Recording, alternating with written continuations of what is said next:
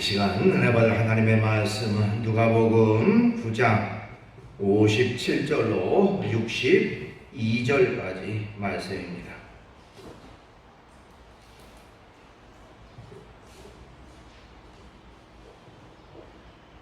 신약성경 109쪽에 있습니다. 누가복음 9장 57절로 62절까지 말씀을 받들어 봉독합니다. 길 가실 때에 어떤 사람이 여짜오되 어디로 가시든지 나는 따르리이다. 예수께서 이르시되 여우도 굴이 있고 공중에 새도 집이 있으되 인자는 머리들 곳이 없도다 하시고 또 다른 사람에게 나를 따라라 하시니 그가 이르되 나로 먼저 가서 내 아버지를 장사하게 허락하옵소서.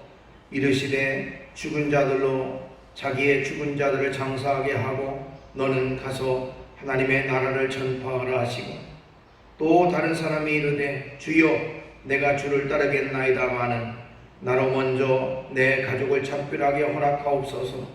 예수께서 이르시되 손에 쟁기를 잡고 뒤를 돌아보는 자는 하나님 나라에 합당하지 아니하니라 하시니라. 아멘. 말씀을 62절까지 받들어 봉독을 했습니다. 찬송 한 장을 같이 부르겠습니다. 488장 찬송입니다. 488장.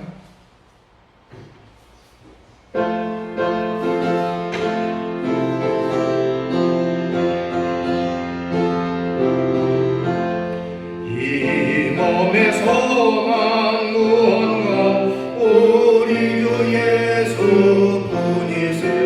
우리 주 예수밖에는 믿으니 아주 없도다. 주 나의 반석이시니 그 위에 내가 서리라. 그 위에 내가 서리라.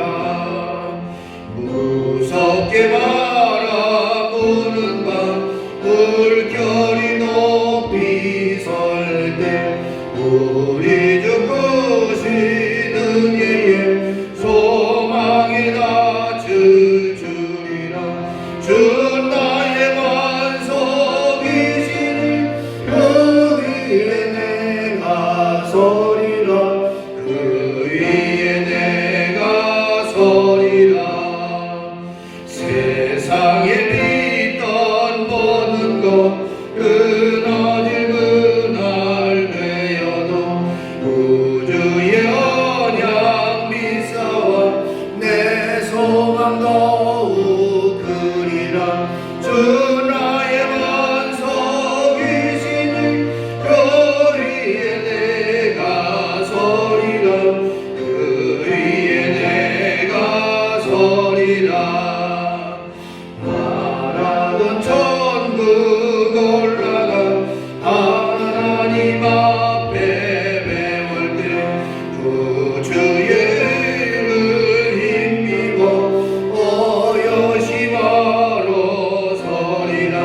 주 나의 반석이시니 그 위에 내가 서리라. 그 위에 내가 서리라. 아멘.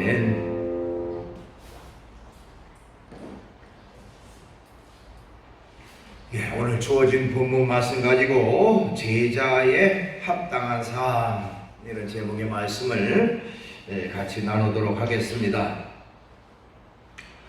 성경에 보면 예수님을 믿는 사람들을 가리켜서 하늘의 시민권자다 하는 표현을 사용하기도 했습니다. 빌립보서 3장 20절에 보면 그러나 우리의 시민권은 하늘에 있는지라 거기로부터 구원하는 자 곧 주 예수 그리스도를 기다리노니 이렇게 말하고 있습니다. 우리는 하늘의 시민권자다. 시민권.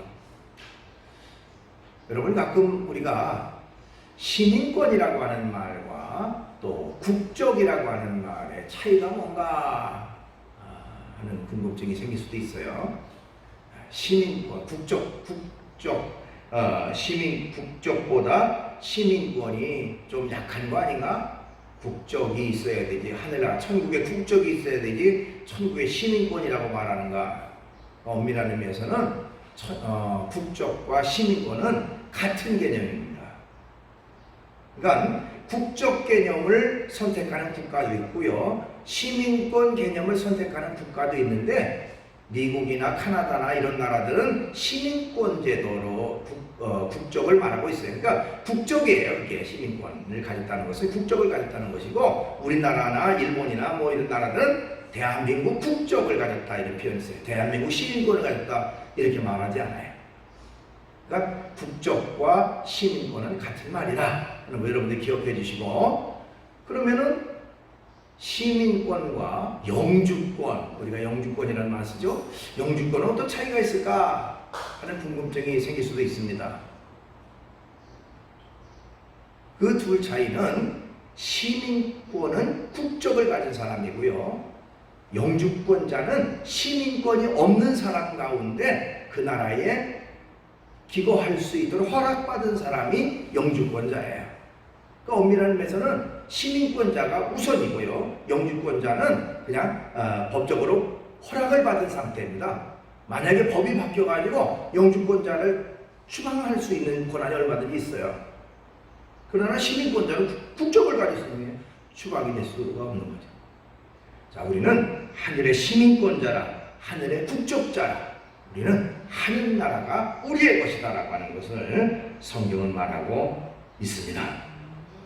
자, 오늘 본문 말씀의 배경을 살펴보면요, 부장 말씀, 누가복음 9장 말씀에 보면 예수님께서 너희들은 나를 누구라고 생각하느냐 하는 질문에 베드로가 이제 주님이 그리스도이십니다라고 하는 신앙 고백을 하게 되죠.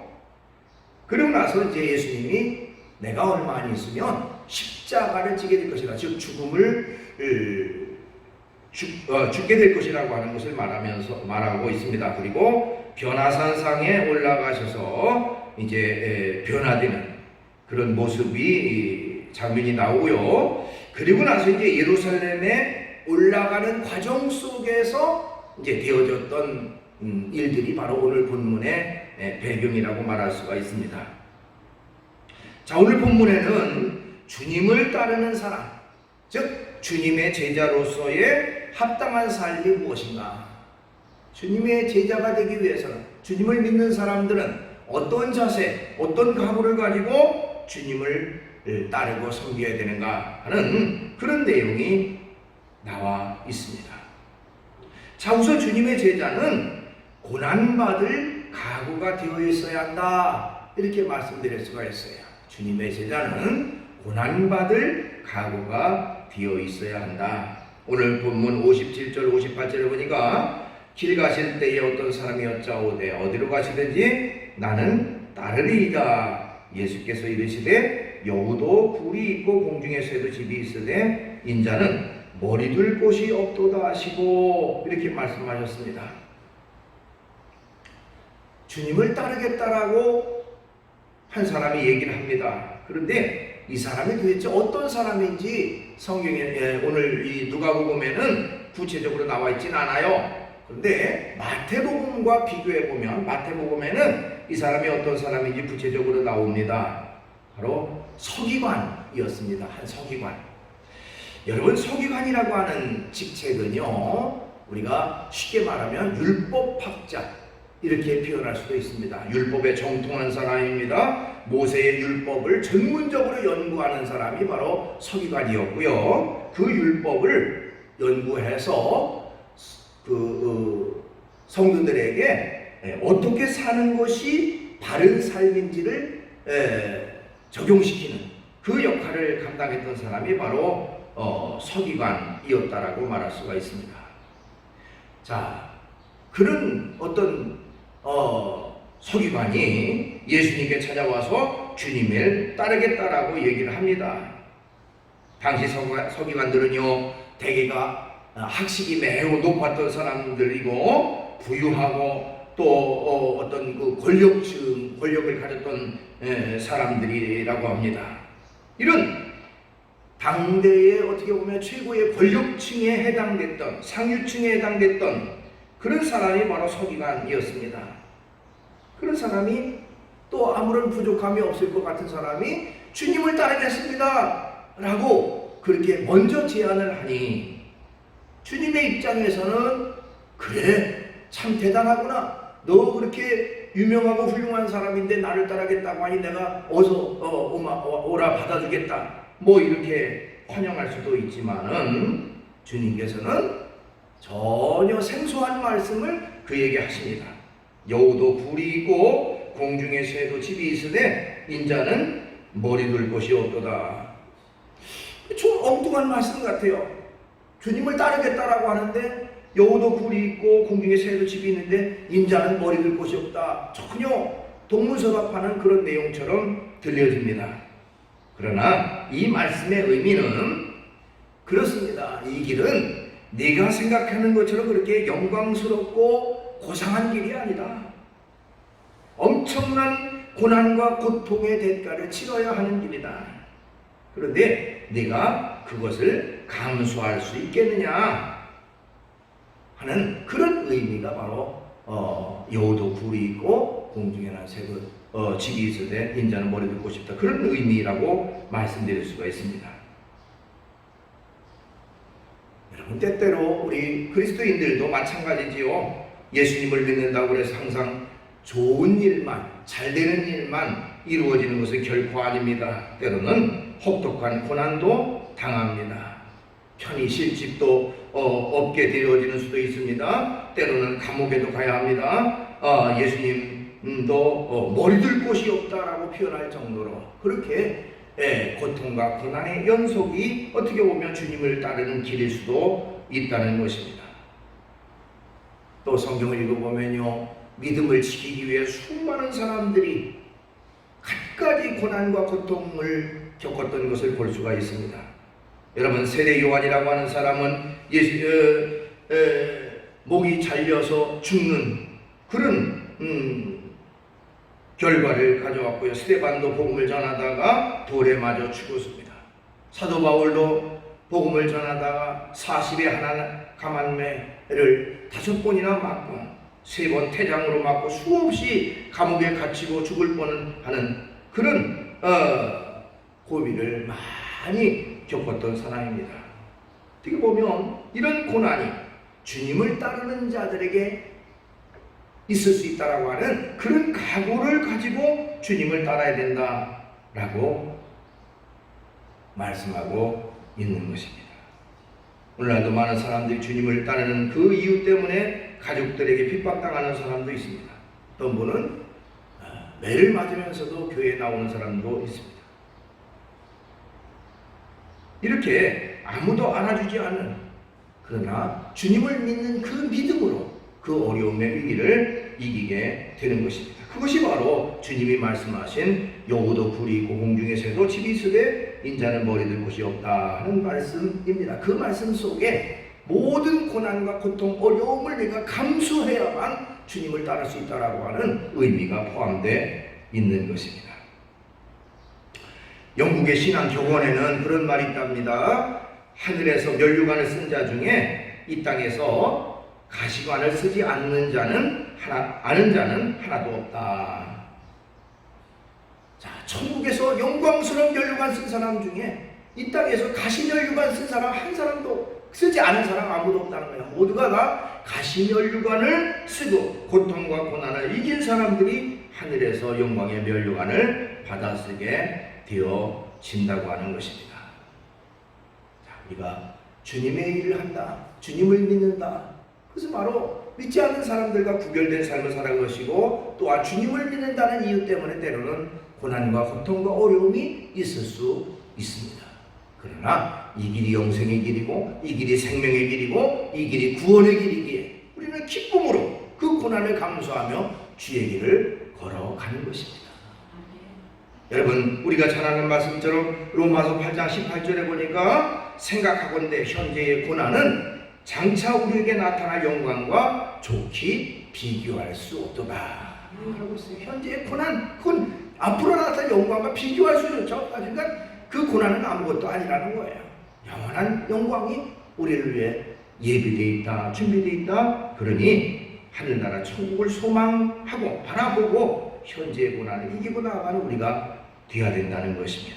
그 다음에 주님의 제자는 언제나 우선순위를 하나님 나라에 두어야 한다는 것입니다. 우선순위를 하나님 나라에 두어야 한다.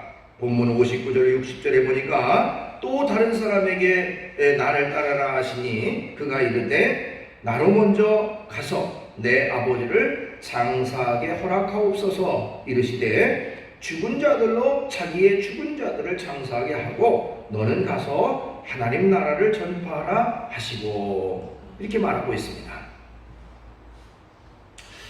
우리가 일반적으로 뭔가를 결정할 때에 우선순위가 무엇이냐, 그 사람의 우선순위가 무엇이냐에 따라서 결정이 달라지는 경우가 있습니다. 일반적으로 사람들은 내게 이익이 되느냐, 손해가 되느냐, 또 경제적으로 좀 뭔가 돈을 많이 좀 벌 수 있느냐, 그렇지 않느냐, 뭐 이런 세상적인 것, 또 재미가 있느냐 없느냐, 뭐 쾌락에 대한 추구, 명예에 대한 추구가 일반적으로 사람들의 선택 기준이라고 말할 수가 있습니다. 그러나 하나님의 나라 백성, 천국 백성이라면 그 선택 기준이 일반적인 사람들의 가치관과는 달라야 한다고 하는 것입니다. 적어도 내가 하나님의 백성이고 하늘나라의 하나님의 자녀라고 할 것 같으면 선택과 결정할 때에 나의 유익이 아니라 하나님의 유익을 위해서, 주님이 기뻐하시는 일을 위해서 우선순위를 두고 선택해야 한다고 하는 것이죠. 오늘 본문의 59절 아까 말씀드렸던 주님이 먼저 나를 따르라 말씀하셨어요. 이 사람에게는 먼저 나를 따르라. 그런데 이 사람은 대답하기를 먼저 가서 내 부친을 장사하게 하옵소서 이렇게 말하는 겁니다. 그러니까 주님은 나를 따르는 것을 먼저 해라. 이 사람은 먼저 나로 가서 내 부친을 장사하게 하옵소서 이렇게 얘기를 했던 것이죠. 여러분 본문을 가만히 보면요, 이 사람의 부친이 현재 죽어있는 상태는 아닙니다. 만약에 그 부친이 죽었다면 여기에 나와 있을 수가 없는 거죠. 아마도 위중한 상태, 위독한 상태가 있어서 언제 세상을 떠나실지 모르는 그런 상황 속에 있었을 것으로 우리가 추정을 해요.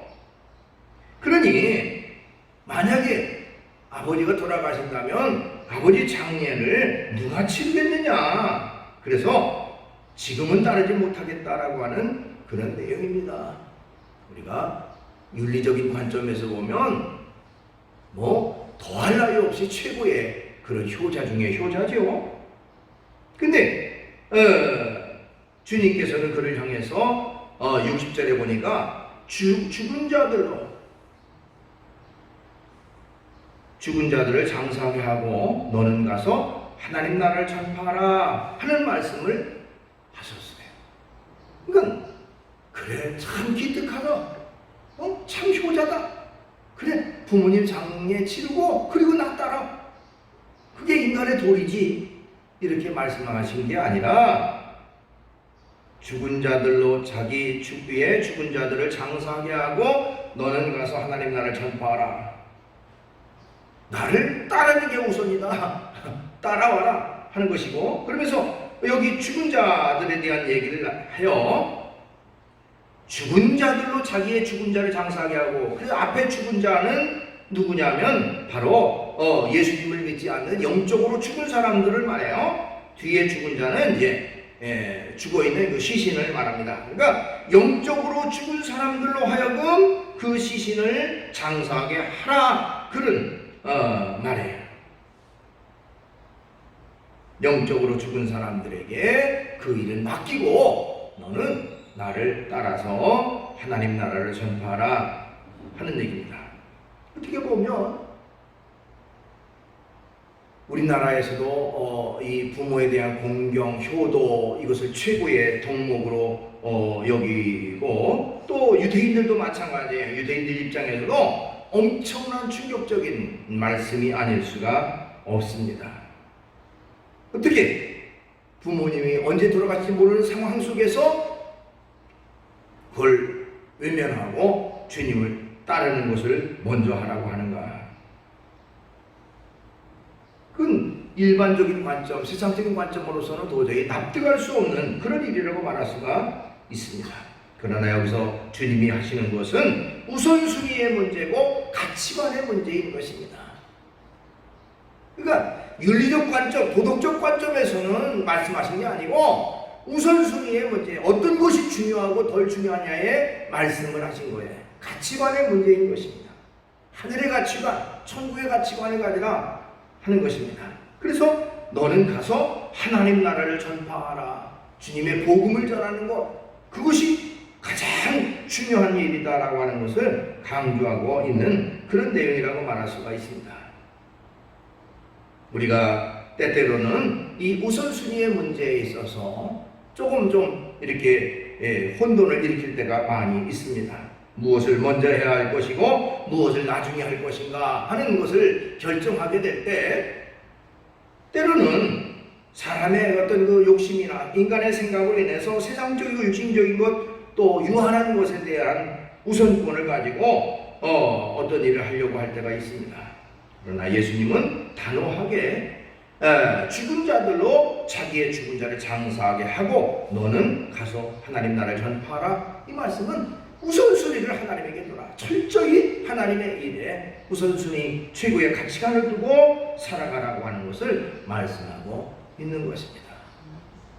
우리의 모습이 과연 어떠해야 될 것인가? 우선순위가 과연 어디에 있는가? 하는 것을 생각해 볼 필요가 있습니다. 그 다음에 주님의 제자는요, 사명을 감당할 때 어떤 세상적인 타협도 있어서는 안 된다라고 하는 것을 본문을 통해 깨닫게 됩니다. 61절, 62절 보면 또 다른 사람이 이르되 주여 내가 주를 따르겠나이다마는 나로 먼저 내 가족을 작별하게 허락하옵소서. 예수께서 이르시되 손에 쟁기를 잡고 뒤를 돌아보는 자는 하나님 나라에 합당하지 아니하니라 하시니라. 이렇게 말씀하고 있어요. 자, 이 세 번째 사람은 주님을 따르겠습니다. 그런데 먼저 가족들하고 작별 인사는 해야 되지 않겠습니까? 작별할 수 있도록 허락해 주십시오 하는 내용이에요. 자, 그때 주님은 손에 쟁기를 잡고 뒤를 돌아보는 자는 하나님 나라에 합당하지 않다라고 말씀하십니다. 요즘은 뭐 시골에 가도 쟁기를 가지고 밭을 가는 일은 거의 없습니다만은, 그전에 보면 소를 가지고 쟁기를 가는, 밭을 가는 그런 일이 흔히 볼 수가 있었죠. 저 강원도 쪽에 가면 소 2마리를 가지고 이렇게 또 쟁기를 모으는, 우리가 성경에 보면 이 결이라고 한 것이 바로 소 2마리 한 결이라고 그러죠. 어쨌든 그렇게 밭을 가는 것을 흔히 볼 수가 있습니다. 자, 농부가 밭을 가려고 이 쟁기를 잡았으면 이 생각 저 생각 하지 말고 밭을 가는 일에 전념해야 된다 라고 하는 말씀이에요. 주변에 일어날 것 이것저것 신경 쓰다 보면 제대로 일을 할 수 없다고 하는 것입니다.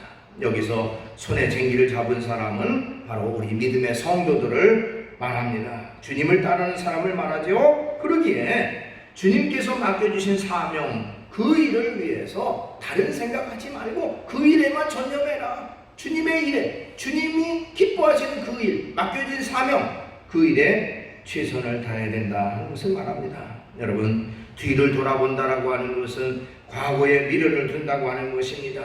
또 세상적인 것에 미련을 둔다고 하는 것입니다.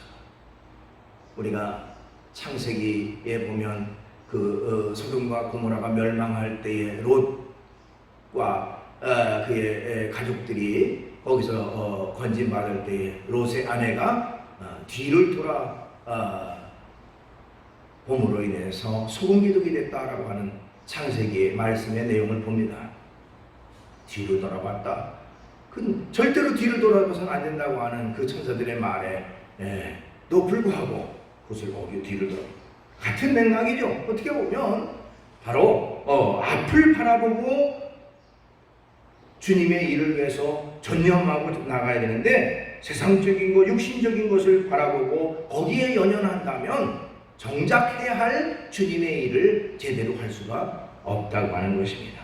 주님의 사명을 맡은 사람, 손에 쟁기를 잡고 있는 사람은 앞을 바라보고 그리고 자신의 일에 전념해야 된다 하는 것을 여기서 말하고 있는 것입니다. 어떻게 보면 인간적인 측면에서 또한 이것도 역시 납득되지 못한 그런 부분도 있습니다. 자, 인간관계 속에서 주님을 따른다고 하는 그런 결정을 하고 나서 가족들에게 작별 인사라도 하고 떠나도록 하는 것이 인지상정이라고 말할 수 있는데 어떻게 매정하게 손에 쟁기를 잡고 뒤를 돌아보는 자는 하나님 나라에 합당하지 못하다. 너 절대로 그렇게 하지 마. 그냥 나를 따라. 뭐 그런 말씀인 것이죠. 그래서 바로 세상적인 것과 세상적인 것에 타협하는 것을 말합니다. 주님의 일을 한다고 하는 사람이 주님의 사명만 바라보고 그것을 최고의 목표로 살고 나가야 되는데 때로는 육신적인 세상적인 것과 적절히 타협하고 또 합리화하는 그런 일이 있어서는 안 된다라고 하는 것입니다. 때때로 우리가 어떤 일 때문에 주의 일을 망설이게 됩니까? 때로는 이런 그 먹고 사는 문제, 경제적인 문제로 인해서 주의 일을 망설이게 되고 때로는 소홀히 하게 되는 경우도 있습니다. 당장 먹고 사는 일이 중요하지 당장 이 경제적인 그런 어려움에 처해 있는데 하나님의 일은 주의 일은 조금 경제적으로 여유가 생기면 그때 하지 이렇게 하는 경우가 있습니다. 그것도 역시 합리화고 또한 타협입니다. 여러분 성경에 보면요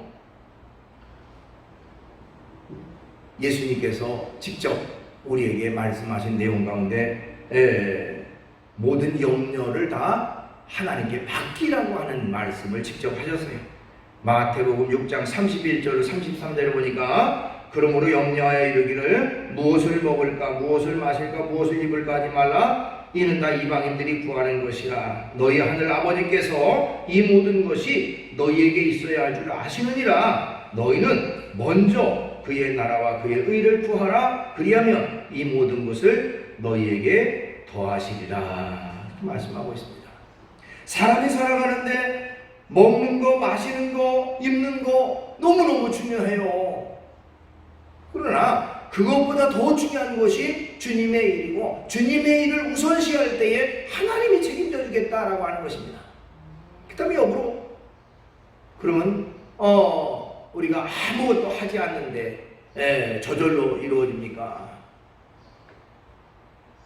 여기서 말씀은 인간적인 노력과 열심을 하지 말라는 말이 아니고 우선순위를 하나님에게 두라는 말이에요. 극단적인 상황 속에서 우선순위를 하나님 앞에 두면 그리고 나서 이제 무슨 주어진 일에 최선을 다하는 게 있지. 그리하면 하나님이 합력의 선을 이루시고 결과적으로 우리가 손해지지 않도록 하나님이 막아주시고 채워주시고 공급해 주신다고 하는 것을 말하고 있는 것입니다. 먼저 우선순위를 하나님에게 두라. 그리하면 하나님이 역사하시고 하나님이 책임져 주신다라고 하는 것입니다. 여러분 어떤 일에 있어서 참 곤란한 일 있을 때가 있어요. 지금 시기를 놓치면 안 되는데 두고두고 후회할 일이 있는데 하나님의 일을 하고 또 교회에 가는 일 때문에 그게 늦어진다면 그게 그르쳐서 결국 나한테 큰 손해가 될 것이다. 그래서 이제 적절히 타협하려고 할 때가 있습니다. 그러나 여러분 그런 지경이라도 주님 모든 것 주님께 맡깁니다. 주님 난 이런 상황인데 주님이 알아서 하십시오. 난 주님 믿는 것 택하겠습니다. 주님이 기뻐하는 일 택하겠습니다. 하고 믿음으로 주의 일을 하면 하나님이 책임져 주십니다. 하나님이 해결해 주십니다. 더 좋은 곳을 채워주십니다. 여러분, 그런 믿음을 가지세요. 그것이 바로 주님이 우리에게 약속하신 내용이고, 또한 우리가 믿는 믿음의 올바른 모습이 되어지는 것입니다. 주님의 제자는 세상의 그 무엇보다도 주님이 맡겨진 사명, 이 쟁기를 잡는 그 일, 주님의 사명, 그것이 최고로 중요한 일이고, 그 일을 하는 사람은 뒤를 돌아보지 말라는 거예요. 다른 일에 신경 쓰지 말고 주님의 일을 하면 하나님이 역사하시고 하나님이 책임져주신다. 어떤 것과 타협해서도 안 되고 주저하거나 망설이지 말고 쟁기를 잡고 앞으로 나아가는, 묵묵히 똑바로 앞으로 나아가는 그 모습이 바로 주님을 따르는 자의 올바른 모습이다. 이렇게 말씀하고 있는 것입니다. 말씀을 정리합니다. 주님의 제자로서 산다고 하는 것은 많은 고난을 감수해야 된다라고 하는 것, 각오해야 된다라고 하는 그런 말씀입니다.